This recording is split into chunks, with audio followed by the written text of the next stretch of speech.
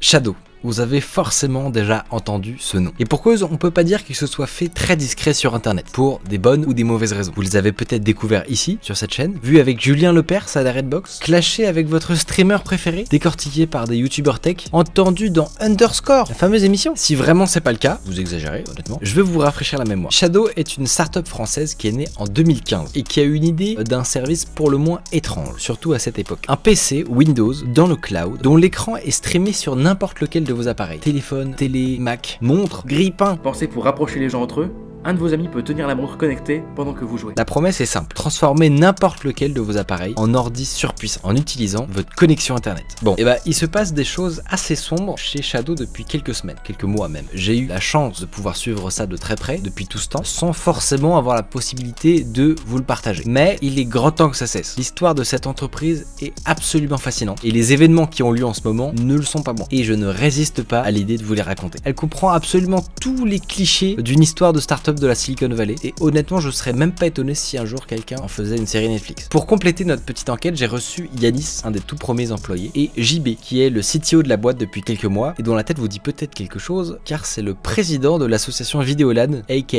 les petits plots de chantier. Je suis un geek et je suis accessoirement maintenant le directeur technique de Shadow. Et vous allez voir qu'ils ont des trucs passionnants à raconter. Bon, avec un concept comme ça, c'était certain que Emmanuel allait attirer les curieux. Il faut dire que cet Emmanuel Freund, qui est donc le cofondateur et la figure publique du projet, est particulièrement convaincant. Il avait un don pour vous faire entrevoir un futur à peine croyable, fait d'appareils informatiques puissants, peu coûteux, ultra légers, et les étoiles dans ses yeux ne laissaient aucun doute sur le fait qu'il y croyait. J'y ai moi-même eu droit à cette présentation du projet par Manu, et je vais être honnête, j'étais emballé dès la première seconde. Et très vite, des fans comme moi, il y en a eu une myriade autour d'eux. Il faut dire que pour un geek, le moment où tu appuies pour la première fois sur le bouton démarrer Shadow sur ton iPad par exemple, et qu'après, plus ou moins un court instant, tu vois le bureau de Windows qui apparaît, ça casse ton cerveau. Quand on se remet dans le contexte à l'époque, c'est de la magie noire. Ça l'est toujours un peu d'ailleurs. À l'occasion d'une vidéo sur ma chaîne YouTube, j'ai l'occasion de les visiter régulièrement et de discuter avec leurs ingénieurs. Et s'il y a un mot qui ne décrit pas très bien le niveau technique nécessaire pour faire un service comme Shadow, c'est simple. Je me retrouve face à un énergumène qui s'appelle William et qui m'explique ses problèmes à base de virtualisation sur Linux, de gestion de pétaoctets de données dans un data center, de grappiller 5 millisecondes de latence avec des optimisations réseau, d'optimiser l'encodage vidéo pour qu'on puisse mieux lire le rouge sur le bleu. Alors certes ça m'a coûté 2 jours de rétablissement pour que mon intellect se remette de cette claque, mais c'est vraiment à ce moment-là que j'ai pigé à quel point la tech est pointue et que pour arriver à faire Shadow, il fallait une équipe de génie. C'est pas moi qui le dis, c'est JB lui-même. Alors que voilà, dans ses anciens projets, ils ont rien à envier à Shadow concrètement. Le plus gros lecteur vidéo de la planète, le codec utilisé par rien de moins que YouTube, Netflix, toute la planète. C'est une vraie boîte tech quoi. C'est-à-dire que aucune méchanceté avec toutes les startups de la French Tech, mais là on parle, enfin tu vois, c'est du vrai code que t'écris en C++, c'est de la vidéo, c'est hyper compliqué, tu travailles en millisecondes, voire au quart de milliseconde, faut avoir un bon réseau, etc. C'est pas, oh c'est super, je vais faire le Uber de la farine en ligne, alors donc là tu prends le Uber de la, tu prends le truc de Uber, enfin tu vois, tu fais une marketplace, une énième. C'est plein de boîtes qui sont super sympas. Il y a plein de boîtes dans la French Tech qui sont des belles entreprises. Mais c'est pas de la tech, quoi. C'est-à-dire que toi, t'arrives et si je te dis, tiens, on va faire un LAN, c'est-à-dire une assurance en ligne, franchement, on s'y met. En une semaine, on a dessiné tous les plans techniques de, on va mettre un serveur en node qui va être là, on va faire ça, etc. Puis derrière, ça va se jouer ailleurs que sur la tech, quoi. Il faut pas se planter sur la tech, mais aujourd'hui, toutes les startups savent comment pas trop se planter sur la tech. Il faut super bien exécuter, mais c'est pas un truc qui fait rêver. Alors que là, Shadow, tu fais de la vidéo, du jeu vidéo, des grosses cartes graphiques, du rendu, t'as des manettes, c'est du jeu, c'est du loisir, et en plus c'est vraiment français. Donc forcément, il y a plein de gens qui ont envie que ça fonctionne. Pour avoir eu la chance de discuter avec des devs à l'intérieur, faut aussi le dire, Shadow c'était peut-être des gens brillants qui l'ont monté, c'est aussi plein de talents à l'intérieur qui sont chauds quoi. Vraiment, en discutant avec eux, tu te dis vraiment il y a des putain de cerveau quoi. Ouais, ça, il faut vraiment le dire parce que moi je vois avec VLC, on a quand même des gens qui sont quand même très très bons. Chez Shadow, c'est incroyable le niveau. C'est-à-dire que quand t'as 60 développeurs et que sur les 60 développeurs, tu fais putain, il y en a quand même 30 qui sont des cadors internationaux et que les 30 autres, ils sont très très bons, c'est hyper rare dans la tech d'arriver à ce niveau-là. Donc non, c'est cool. Et puis t'as oublié, il y a du machine learning, de l'IA, enfin vraiment, il y a que des trucs cool. Bon, mais c'est aussi à ce moment-là que j'entrevois la galère que ça va être de déployer Shadow au plus grand nombre. Sachant qu'il faut plus ou moins un vrai PC par personne dans un data center, ça va pas être simple. Mais comme tout le monde, je suis très loin de me douter de ce qui allait se produire ensuite. Heureusement, l'entreprise a trouvé un gros investisseur thaïlandais qui s'appelle Nick. À ce stade, j'ai déjà l'impression que c'est la meilleure boîte du monde. Les gens ont soit un cerveau énorme, soit sont à mourir de rire. Par exemple, William et Victor, je vous laisse deviner qui fait quoi.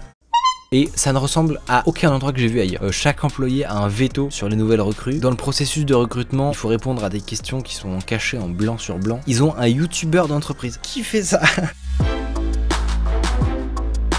Cependant, il serait faux de dire que tout allait comme sur des roulettes. Il y avait déjà quelques zones d'ombre. Le service n'était pas forcément tout à fait au point. Il y avait des soucis de disque dur, le démarrage d'un Shadow ne fonctionnait que 2 fois sur 3, des mises à jour Windows venaient régulièrement tout péter. Ça, cela dit, c'est pas réservé que à Shadow, mais dans ce cas, c'était particulièrement pénible. Il arrivait que des logiciels anti-triche de certains éditeurs de jeux bloquent les utilisateurs parce qu'ils étaient détectés comme étant dans une machine virtuelle, pas idéal pour des gamers. Et il faut dire aussi que leur communication assez osée pour les gamers leur a valu un premier lot de critiques, notamment sur le fait que la latence qu'introduit Shadow était imperceptible et compatible avec des jeux très nerveux de type CSGO. Mais bon, rien qui soit particulièrement alarmant, surtout pour une startup aussi jeune.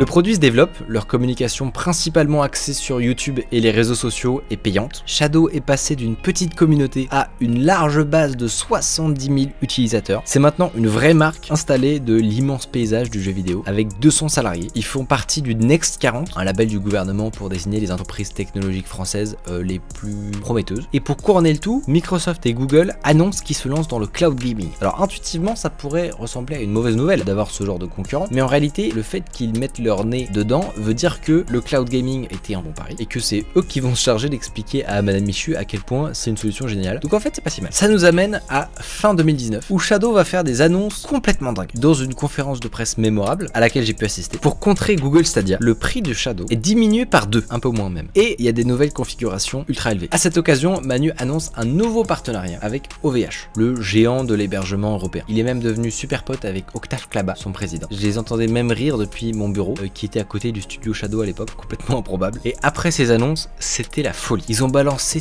toute la com qu'ils pouvaient. Ils étaient partout. C'est à ce moment-là qu'il y a eu les vidéos à la Redbox, chez Linus Tech Tips. Enfin bref, c'était vraiment beau. Trop beau peut-être. Dans la merveilleuse entreprise du PC du futur, ça fait quelques mois que les choses en réalité commencent à sentir mauvais. Le deal qui avait été annoncé avec OVH et qui devait permettre à Shadow de déléguer la gestion de leur lourde infrastructure a finalement été annulé. Manu quitte le navire, sorti par Nick, l'investisseur thaïlandais, suite visiblement à des gros désaccords, notamment de ce que j'ai compris sur la stratégie d'est-ce qu'il faut plutôt aller se développer aux États-Unis ou se concentrer sur la France et sur des gammes de prix différentes et des business models différents. Mais en gros, il y a eu des doses assez sales entre les cofondateurs. Un bazar tel que, pour tout vous dire, les employés ont même essayé de faire genre de pétition pour pousser une roadmap différente et garder Manu, un peu la pétition du désespoir. Combiné à ça avec le début de la crise du Covid qui annonçait une pénurie de tous les composants informatiques, tout ça fait que les dates de livraison des précommandes des toutes nouvelles offres hyper stylées sont repoussées. Et il faut dire aussi que chez les fans, l'enthousiasme de la première heure se transforme petit à petit en agacement. À ce moment-là, il y a ce qu'on peut appeler le bal des CEO, c'est-à-dire que au début il y avait Manu, après il y a un nouveau monsieur qui s'appelle Jérôme Arnaud, ensuite il y a un monsieur qui s'appelle Cyril Even qui va rester 3 mois, et enfin un certain Mike Fisher qui a un CV hyper stylé mais qui a la particularité d'habiter aux États-Unis. Voilà, pour piloter une entreprise qui a 95% à Paris. Oui, c'est spécial. En interne, de plus en plus de projets sont annulés. Par exemple, la PGW, normalement il devait avoir un stand énorme, etc. Et ils ont dû trouver une solution qui relève honnêtement du génie, où en fait ils n'avaient pas de stand mais c'est parce qu'il était dans le cloud. Voilà, bah si vous en avez entendu parler et que vous avez trouvé ça cool, sachez qu'à l'origine, c'était pas prévu du tout. C'est juste qu'il y avait plus de thunes quoi. Tout ça fait que dans l'entreprise, l'ambiance est de plus en plus compliquée. Plus personne ne sait vraiment où va la boîte. Et en même temps, il y a une réduction des effectifs, même parmi les plus anciens. T'as été viré combien de fois? J'ai été viré une fois, vraiment officiellement pour le coup. C'est-à-dire qu'on a vraiment essayé de me virer. Et t'es revenu? Et je suis un peu revenu entre les morts, pour ceux qui savent, ouais, tout à fait. Bah déjà, j'ai été viré avec des formes absolument ignobles, d'une façon qui aurait pas dû avoir lieu, quoi. Et clairement, au final, la personne qui a essayé de me virer a quitté la boîte 3 semaines après, ainsi que son chef. C'est le moment où on a eu une belle valse des CEO. Donc beaucoup de gens disent que je suis le tueur de CEO. Quelques mois plus tard, là pour le coup, le navire prend l'eau de partout. Shadow cherche désespérément des fonds pour pouvoir livrer les nouvelles offres. Parce que comparé à la plupart des autres services, l'investissement à faire pour chaque nouvel utilisateur de Shadow, il est colossal. Ça peut paraître étrange, mais en fait, ils perdent beaucoup d'argent à chaque fois qu'ils ont un nouveau client. Les fonds d'investissement et autres venture capitalistes sont très frileux devant le business model qui, avec les nouvelles tarifications, demanderait une base d'utilisateurs colossale pour espérer être rentable un jour. Et côté client, on commence à se douter de quelque chose. La liste de gens qui attendent de recevoir le service s'allonge jour après jour et les dates de livraison, elles, sont encore décalées. Victor et les responsables tentent de donner des gages de confiance lors des Shadow News hebdomadaires, mais on sent dans le chat que c'est de plus en plus dur à avaler. L'argent sort de partout, à une vitesse absolument vertigineuse, avec des choses parfois complètement absurdes. En fouillant, on tombe sur des salaires particulièrement élevés aux États-Unis, des locations de data center à plus de 100 000 balles par mois, louées à l'origine parce qu'il y avait une réduction de 50%, pas un serveur n'y a été mis depuis. Des trucs qui n'ont vraiment aucun sens. Et le milliardaire thaïlandais aura réinjecté des sous encore et encore, presque 100 millions en tout, jusqu'à posséder quasiment 50% de la boîte. Mais à un moment, la situation n'est plus tenable. Shadow est au bord du gouffre. Le souci, c'est que dans Shadow, tu arrives sur une boîte où on a déjà dit technologiquement, c'est quand même très compliqué. On est quand même de la tech difficile. Donc tu sais pas quand est-ce que tu vas finir ton développement, tu sais pas quand ça va arriver. Tu as la difficulté que tu es dans un marché concurrentiel où tu as quand même les GAFAM en face. Tu as la difficulté où tu es en France et tu pas beaucoup t'as moins d'argent disponible. Et tu rajoutes le truc, c'est que c'est une boîte qui est donc CAPEX intensive, donc c'est-à-dire où il faut beaucoup acheter de matériel pour lancer, alors qu'aujourd'hui quand tu lances une startup, finalement tu as juste besoin de jus de cerveau et des gens intelligents, et finalement c'est pas ça qui te coûte. Donc là, à chaque fois que tu veux rajouter un utilisateur, il faut acheter un ordinateur, une carte graphique qui va bien, qui te coûte très cher. Mais à un moment, la situation n'est plus tenable. Il n'y a plus d'argent pour payer les salaires, et ce qui devait arriver arriva. Shadow rentre en redressement judiciaire. Alors là, c'est le coup de tonnerre. Surtout pour ceux qui suivaient pas de près les actualités. Tous les fans de Shadow, tous les gens qui attendaient le leur, les investisseurs, les streamers qui ont travaillé avec eux, les youtubeurs, c'est un cataclysme. Parce que dans redressement judiciaire, il y a judiciaire, donc ça fait peur, ça ressemble à une liquidation. Mais j'arrive pas trop à me figurer si c'est fini complètement. La question en fait, c'est est-ce que Shadow est mort? Absolument pas. D'abord, ça c'est la première réponse, je pense qu'il faut dire le Shadow, le projet, la marque, quoi qu'il arrive dans les prochaines semaines, quel que soit le repreneur qui va remporter l'enchère, de toute façon Shadow va continuer. Et ça c'est vraiment important, ce qui est mort, ce qui va mourir, c'est Blade, c'est-à-dire la société qu'emploient les gens. Mais il va y avoir une nouvelle société qui va arriver, qui va reprendre 98% des salariés, qui va reprendre la marque, qui va prendre la techno, qui va reprendre les utilisateurs, qui va reprendre 80% des contrats. Donc vraiment, il y a une continuité. Je regardais un live de Shadow où il y avait un des cofondateurs, Stéphane, qui parlait, et à un moment, il a dit une phrase très intéressante. Nous, on a perdu notre mise. Donc il y a bien quelque chose qui est liquidé. Mais ça concerne qui, en fait? Ce qu'il faut comprendre, c'est que il y aura une liquidation. C'est-à-dire que la boîte Blade va être en liquidation. Donc à la fin, elle ne vaut plus rien. Donc tous les gens qui ont investi ont zéro. Ce qui se passe, c'est que avant de partir en liquidation, quasiment 80% de l'actif et donc du projet part sur une autre boîte. D'accord? Mais donc, finalement, c'est pour ça que Shadow va vivre, mais l'entreprise dans laquelle il y a eu d'investissement, elle va en liquidation. Ouais, elle finira. Donc les fondateurs, Yanis, tous ceux qui ont investi. Il y a pas mal d'autres employés qui ont mis de l'argent et tout cela, ils ont rien. C'est-à-dire qu'ils ont un papier. Une action qui vaut zéro. Ils peuvent l'encadrer chez eux s'ils sont cool, tu vois, comme ça, oui, mais ça sert à rien. Un truc que j'ai pas totalement compris dans la notion de redressement judiciaire, c'est ce qui se passe concrètement avec l'entreprise, les parts. Le redressement judiciaire en France, c'est assez simple, ça veut dire que on considère que la boîte, elle a plus vraiment les moyens de continuer, qu'elle a besoin de trouver quelqu'un qui va pouvoir injecter de l'argent dedans. Sinon, elle va aller dans le mur et elle va finir en liquidation judiciaire. C'est vraiment deux choses complètement différentes. Juste avant, tu as ce qu'on appelle la conciliation. Tu dis, oulala, je sens j'arrive dans le mur, qu'est-ce que je vais faire? Donc là, tu demandes aux investisseurs, etc. Et tu vas voir un peu tout le monde s'il y a quelqu'un qui est capable de remettre de l'argent pour redresser, enfin, justement, pour arriver avant le redressement. Une fois que tu dis, en fait, mes créances, donc je vois plus d'argent que ce que je vais être capable de payer, là, tu rentres vraiment dans la partie redressement judiciaire. Soit tu cherches un repreneur qui dit, bah voilà, je vais reprendre 80% du projet, et il y a les 20% là, en fait, je vais pas les reprendre parce que c'est ça qui nous a mis dans le mur. Soit personne n'y arrive, et là tu pars au mur, et là tu vends à la fin les chaises, les tables, le code source, tout. Et c'est ça qu'on veut absolument éviter. Moi, ça me concerne directement. Oui, toi, pour le coup, t'es un des associés. J'ai mis 15 000 € de ma poche. J'ai fait un prêt pour acheter des parts il y a 4 ans et demi quand je suis rentré dans la boîte. Et du coup, je me retrouve, on me dit, bon, bah voilà tes parts, tu peux les prendre. À partir du moment où on me dit, du coup, bon, bah tes 15 000 €, c'est poubelle. Ouais. Moi, je me dis, bon, je connais pas très bien la loi, mais je me dis, ok. Par contre, le projet, j'y tiens beaucoup. Et il y a une chose qui est claire, c'est que il faut avoir la plus belle enchère possible. Donc il faut faire monter les enchères d'une certaine façon. Et du coup, je me renseigne, je me dis, mais qu'est-ce qui se passe? Qui va faire des offres, etc. Et qu'est-ce qu'on peut avoir? Et globalement, on a l'impression qu'il n'y a qu'un seul repreneur, potentiellement. Il n'y a qu'un seul repreneur qui se montre. Et moi, je dis, c'est pas possible. Enfin, on peut pas dire. C'est qui? C'est Octave Klaba. Tout à fait, via le fonds d'investissement. Après, il a fait quelque chose qui est extrêmement bien pour la boîte, c'est-à-dire que à partir du moment où publiquement il se positionne en disant qu'il va racheter la boîte, il sécurise énormément l'intérieur, il dit aux gens que il y aura une continuité de service, c'est très très bien pour le service. Le fait qu'il ait pris la parole publiquement, c'est super pour la boîte. Vraiment, c'est une très très bonne nouvelle.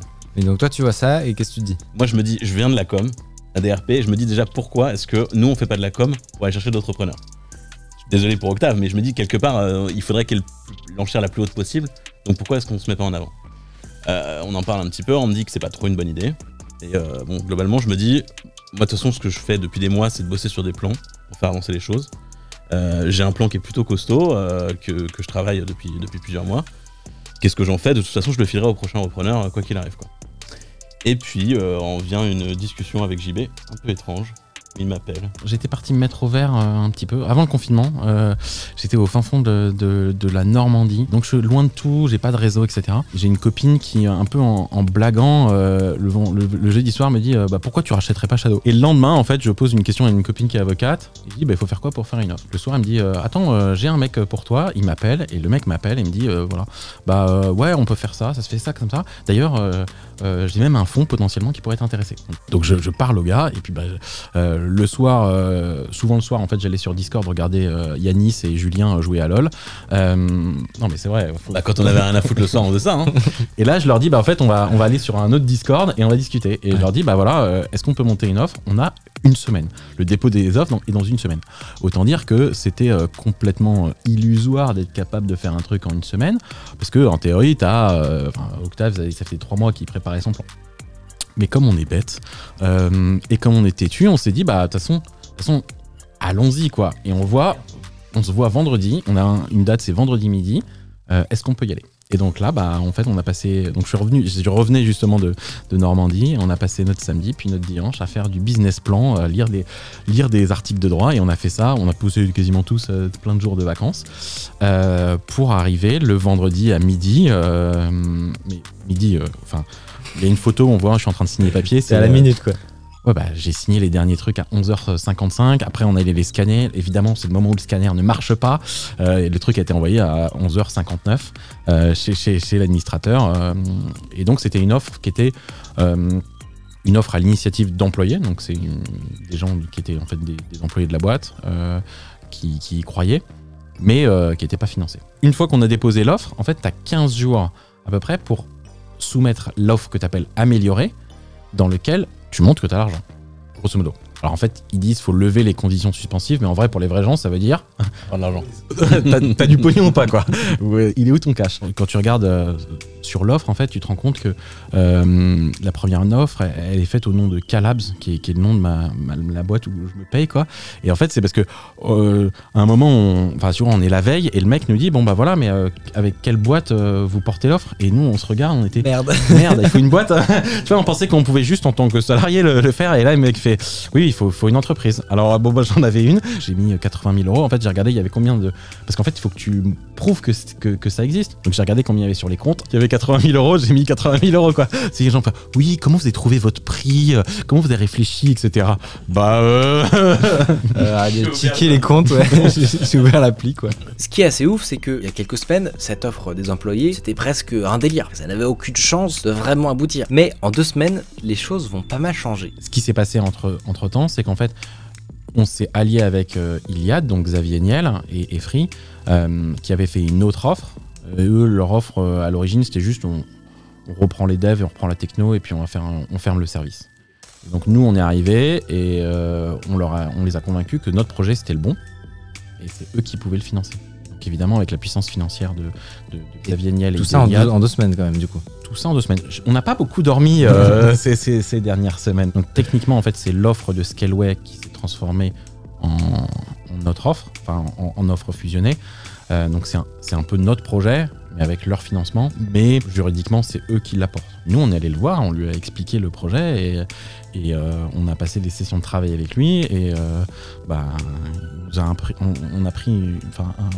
on a pris une leçon de business qui waouh. Ouais. Il est hyper sharp, il est hyper rapide, il comprend vachement vite et il pose les questions difficiles et franchement t'es en sueur quoi, franchement. Mais c'est super parce qu'en fait il te pose les questions. Là par exemple, on a fait un business plan on a pris toutes les options les plus négatives possibles et il faut que ça tienne.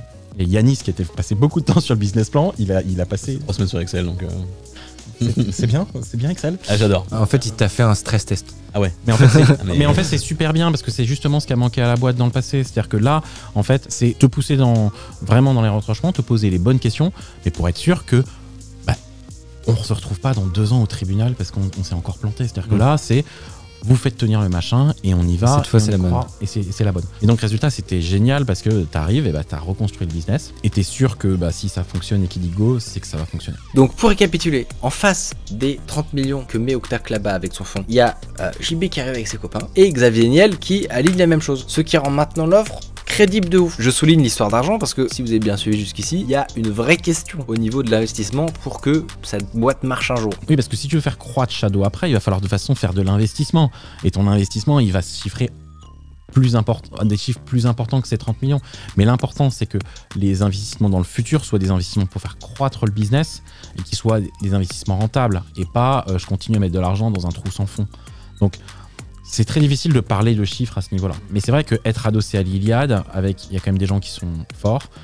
Pour Honor Shadow, en plus, c'est génial parce qu'évidemment, tu as plein de partenariats possibles entre Scaleway sur la partie ce que j'allais demander, ouais. Ou sur la partie Freebox. Vous êtes pas dans sa tête, donc vous savez pas, mais qu'est-ce qui, selon vous, fait que vous avez réussi à convaincre un Xavier Niel?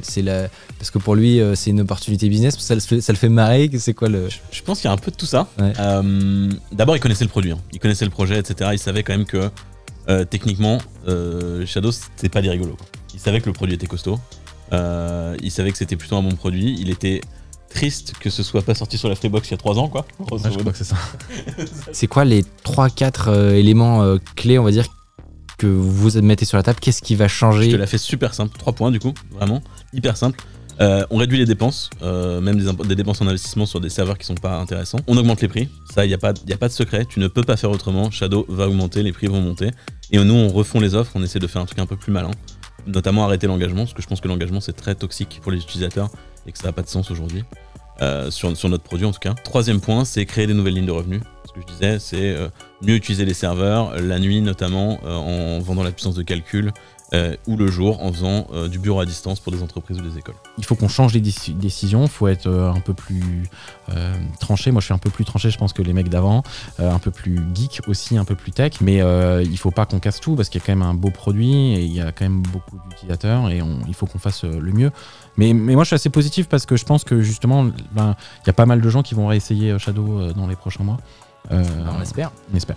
La question que vous vous posez peut-être maintenant, c'est comment on peut suivre tout ça? Après des péripéties aussi incroyables, quel va être le dénouement final? Et la suite des événements, ça va être mardi au tribunal de commerce. Là, un quai de Corse. Vous allez avoir l'audience avec finalement les 2 offres qui restent, celle qui est donc celle portée par Octave Klaba et celle qui est portée par Iliad et nous. Il faut convaincre qu'on a le juge, qu'on a la meilleure offre. Donc ensuite, il a obligatoirement au moins une semaine dans laquelle il réfléchit tout seul. Il n'a pas le droit de se prononcer pendant une semaine. Et après, je crois qu'il a maximum 3 semaines pour décider. Et il dit A ou B. Et franchement, là, on est à 50-50 au niveau chance, quoi. Ok. On va suivre ça de très très près alors. C'est un beau David contre Goliath, hein. Tu vois, on est parti littéralement, on n'avait rien, c'est ce qu'on expliquait et on n'y croyait qu'à moitié. Voilà, j'espère que vous aurez apprécié cette sorte de micro-enquête / documentaire sur les événements dingues qui se passent chez Shadow depuis des mois et qui arrivent à un tournant incroyable aujourd'hui. Vous pouvez être sûr que si c'est JB qui devient le président de Shadow, on va débriefer ça avec lui sur Underscore. Abonnez-vous, c'est dans la description. Nous, on se dit à très bientôt pour de nouvelles aventures. C'était Micode, salut!